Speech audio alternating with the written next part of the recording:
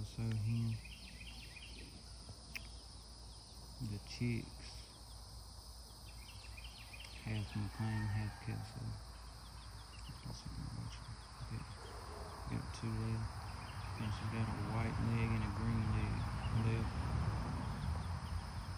She got two.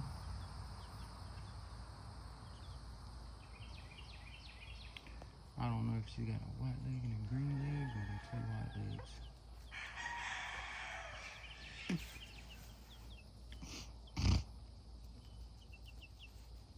I remember when she had seen, okay, that little chick right there, he's white leg, he's pearl leg.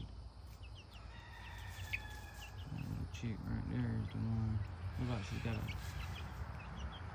maybe a stag in the foot.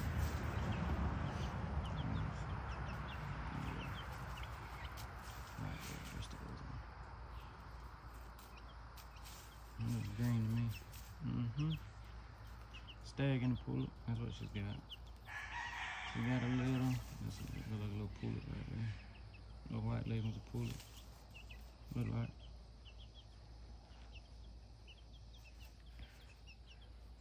But guys, that's why yard hatch chicks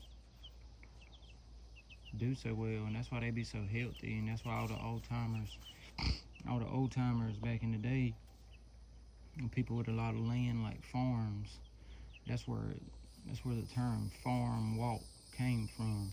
What they would do is a chicken breeder, say Johnny Jumper would go to his friend Billy that he went to school with his whole life. Billy owned a 600-acre farm, and on that 600-acre farm, all he had was corn, wheat, whatever else he was growing. And Johnny Jumper would say, "Hey, you mind if I bring one of these roosters over there with about 20 hens and throw them on your yard?" "No, man, we got 600 acres out here, buddy. You can bring as many as you want." And what they would do is, they'd say, "Oh, for real? With that much land, you could take a couple farm walks out there, you know what I mean? You could have I'd say I'd feel comfortable putting about 20 hens, one rooster, I'd do it about every 100 acres. One rooster, 20 hens. I'd throw them out there. And come back that fall, you see, he'd do that early that spring. No, really, he would do that before spring, in the right there at the end of winter. He'd go ahead and throw them out there. That way the hens could get accustomed to the territory, could go ahead and find their spots. Because what you really don't want them hens like her right there. I'm pretty sure she hatched out one of the boxes, one of the dark boxes that I got for hens to hatch in for the yard running hens. But see, 98% of all my yard hens is pure, so that's why I don't care if they hatch out.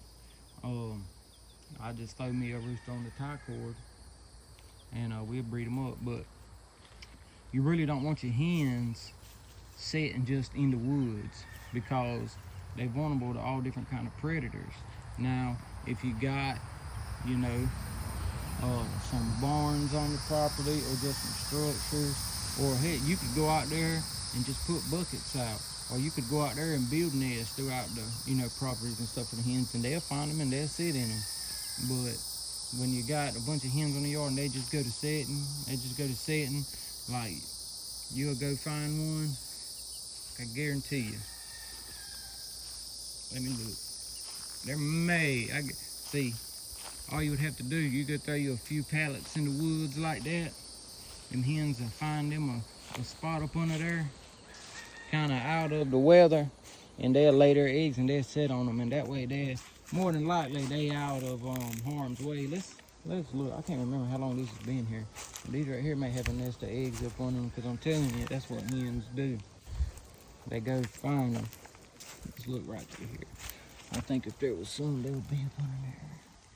No, I don't see nothing from right there. I can't see in the direct middle, but that's all they would have to do, and that's how a lot of them old timers would get. That's how a lot of them old timers would have them 500-600 stags a year to sell. As you think about it, real far back then, a lot of them folks didn't have incubators. I don't even know if the incubators was thought of back then, but that's why them farm walks was so important. You know what I'm saying? And they'd go back that fall or whatever, and they'd spin, or they'd start in summer, and they'd go out there at night, and they'd go out there, and man, they'd come back with 30-40 stags a night. You know what I mean? And before you know it,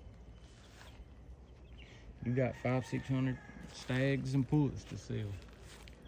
You go over there and throw your buddy, you know, even though he didn't do nothing at all, he just gave you the opportunity to walk that farm.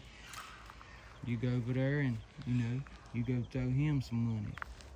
You say, hey buddy, you won't tell him, but you done, because he really ain't gonna know how many's out there. He's just gonna say, man, you got quite a bit of chickens out there now, buddy.